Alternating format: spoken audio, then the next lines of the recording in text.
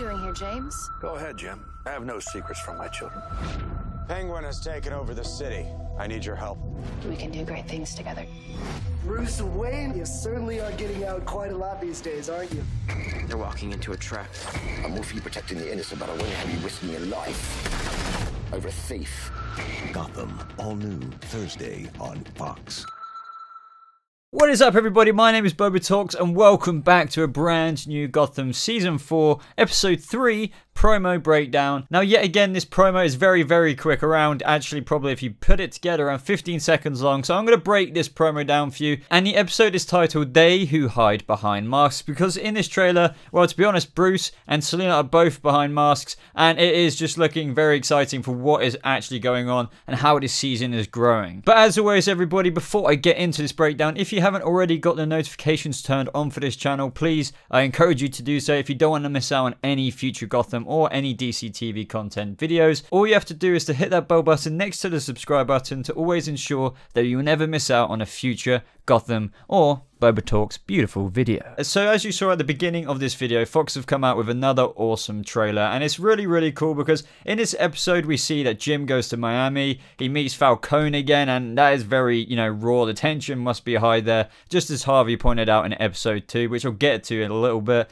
But we see him meet Sophia Falcone, and stuff is about to get really real in Gotham, because the Penguin is completely taking over Gotham. It is scary how much influence the Penguin has got now. Even the whole GCPD, he said, I'll triple all your wages if you just, agree with this crime licensing thing he's got going on. So our always righteous Jimothy Gordon is willing to do anything, even go to the man whose son he killed, to make things right again in Gotham. But as always, everybody, I'm going to read out the synopsis for episode 3, just to give us that a little bit more of an insight into the episode alongside this promo. So the synopsis is as follows. Gordon takes matters into his own hands when he travels to Miami and attempts to persuade Carmine Falcone for his help in the fight against Penguin. There, he meets Carmine's daughter, Sophia, who unexpectedly follows Gordon back to Gotham. The battle for Penguin's prized weaponry continues during auction night at the Iceberg Lounge, and Bruce's presence puts him on Penguin's radar. So at the beginning of this promo kind of made me laugh. We see that Jim has arrived in Miami because that's where Falcone is chilling now. He probably has places all over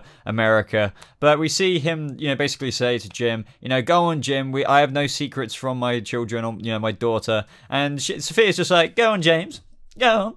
James? No, but really, she's like, what are you doing here, James? They're wondering what the hell James is doing now. It's weird calling him James, but he's Jim to us. He's Jimothy Gordon. No, but to be honest, they're probably quite surprised to see Jim there, but they must know that he is come to them for a reason. And Jim, just to be honest, comes straight out with it by saying, Penguin has taken over the city and I need your help. Now, I think Falcone, as I've said in previous videos, I don't think he is going to necessarily help out Jim. The thing about Falcone is, it's kind of like Harvey said in episode 2, the Fear Reaper of Gotham. Like, at least when Falcone run things in Gotham, he was like he run the criminal underworld, but he ruled the criminals with an iron fist. He wasn't like Penguin, who is taking it to a whole new level. Things aren't right. At least when Falcone ran crime, it was like cops and robbers. Everything was sort of as it should be in the real world. There's a bit of crime, the cops will arrest them, but it's not like that with Penguin. He's letting it happen, but he wants...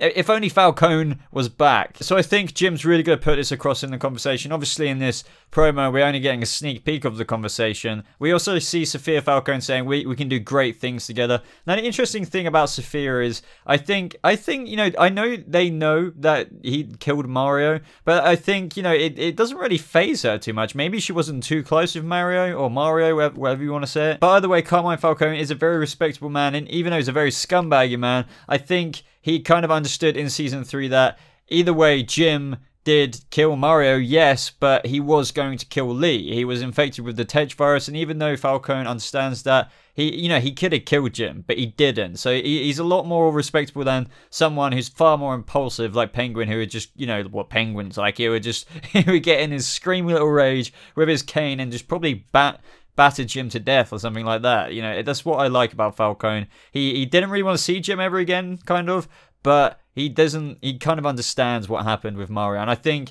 his daughter Sophia does as well, which is why Sophia probably doesn't really care too much and even gets in a relationship with Jim romantically at some point. By the way, guys, as this promo isn't massively long, and I've already done a video before, which I'll get to in a second, this video won't be massively in depth like I normally do it. So I just want to plug my other video here. I have done an episode 3 promo photos breakdown, so be sure to check that out. I'll leave that in the description below. It's a lot more of an in-depth video in addition to this one, so take it as a bonus video really about episode 3. I know it's kind of weird because they released episode 3 promos before episode 2 even aired, and even before this episode 3 promo was up, but you know, it was out a few days ago and I thought, why not break it down? So as I said, links to that video, episode 3 promo photos that aren't necessarily shown in this trailer will be in the description down below. Now don't forget how the synopsis said that, you know, Bruce would be on Penguin's radar, and he really is. We hear in this trailer Penguin say, you know, Bruce Wayne, I think he's kind of happy to see him, and he's just like, you know, you really are getting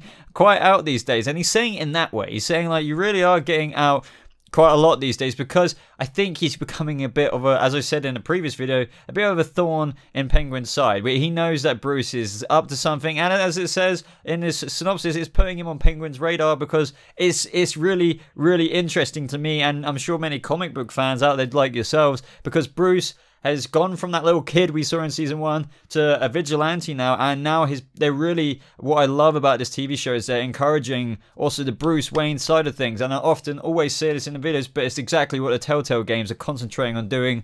Unlike some previous games or stories have done, it's always been about Batman, not necessarily about Bruce Wayne, but Bruce Wayne's story in Gotham, even when Batman is around, is very important too. He pokes his neck out there and he makes things difficult for these villains like Penguin as Bruce Wayne as well, with all his wealth and his power that comes with the Wayne name. And I feel, and I practically know that is what Gotham are trying to strive towards with this season as well, with not only Bruce's vigilante Batman Year 1 vibe, but also Bruce goddamn Wayne's name, and what he can do with Alfred behind him on his shoulder as well. Now I just want to step into episode 4's synopsis because it really does relate to this whole auction that Bruce is attending, that Penguin is holding. So I'll briefly read out the first couple of lines of the episode 4, the Demon's Head synopsis. Bruce Wayne puts the lives of Gotham Natural History Museum historian Niles Winthrop and his grandson Alex in danger in an attempt to uncover the meaning behind his prized knife from the auction. And what is going on in this episode with the promo we're breaking down?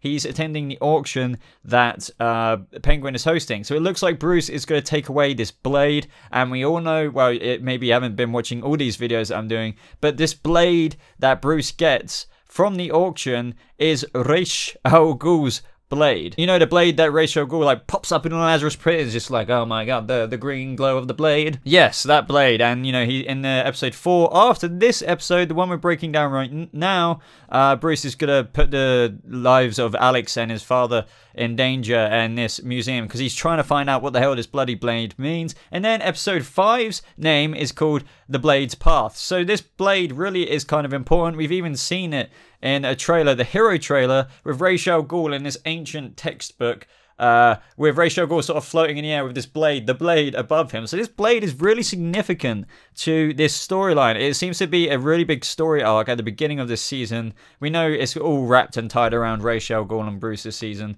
but this blade seems to be a bit of trolling from Ra's al Ghul, I'm sure.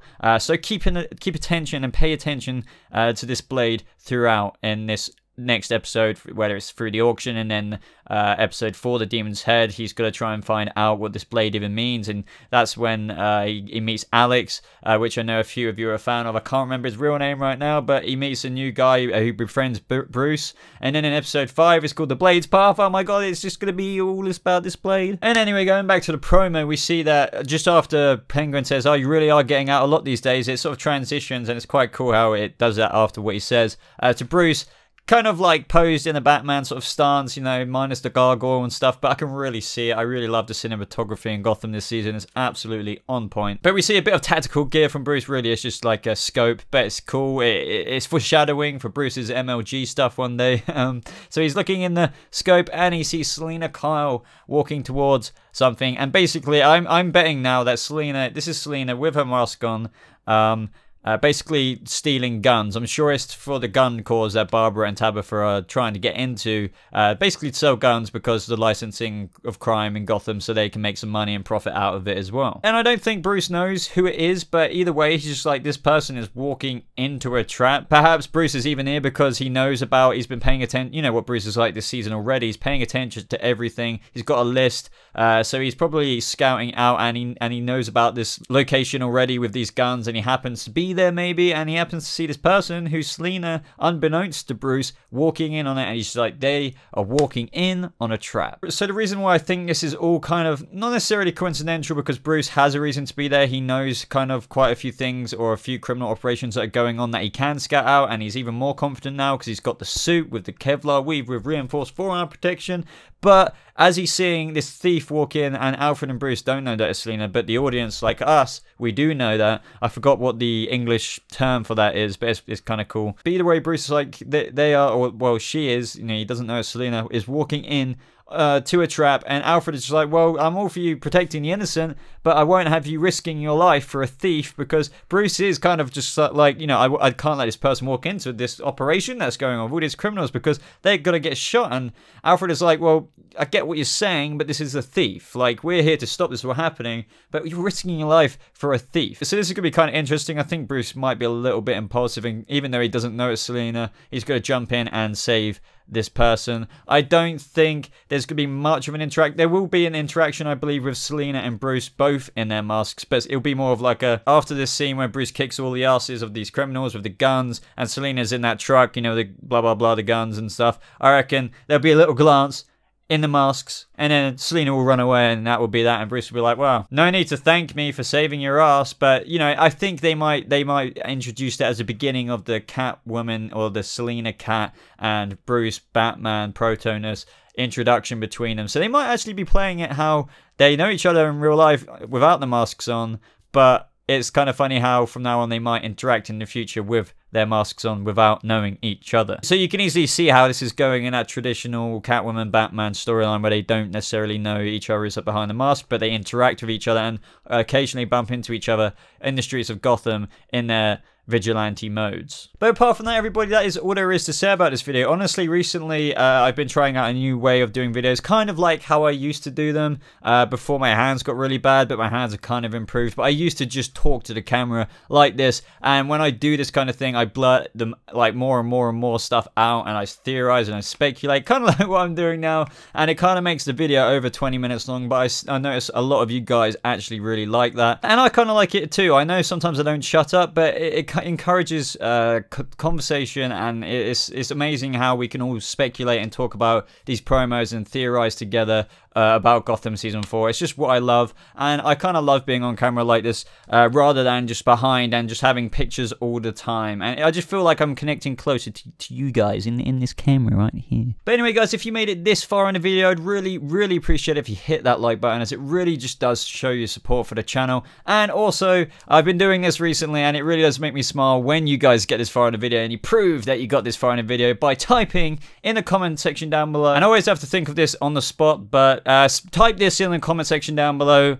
My father was a drinker and a fiend. But yeah, that should do it. Type that in the comment section down below if you got this far in the video. It just, as I said, always makes me smile to see all these comments popping up. Last video is like batarang. I kept seeing all these comments. So if you type that in the comment section down below, thank you very much for making it this far in the video. I will love your comment. And yeah, thank you so much for your support. And if you're new to this channel, maybe even consider subscribing to stay up to date with everything Gotham Season 4 related and DC TV related. I will be covering The Flash, Arrow, you name it, this season, and when those shows come back. But at the minute, it's mainly Gotham stuff, because Gotham is the earliest show to come back. If you want to stay a bit more up to date with me personally, you can do so by following me on social media. The link should be popping up on the screen around here, or you can follow me by clicking on one of the links in the description below. But apart from that, guys, thank you so much for watching today. I hope you have a lovely rest of your day, and I'll see you in the next video.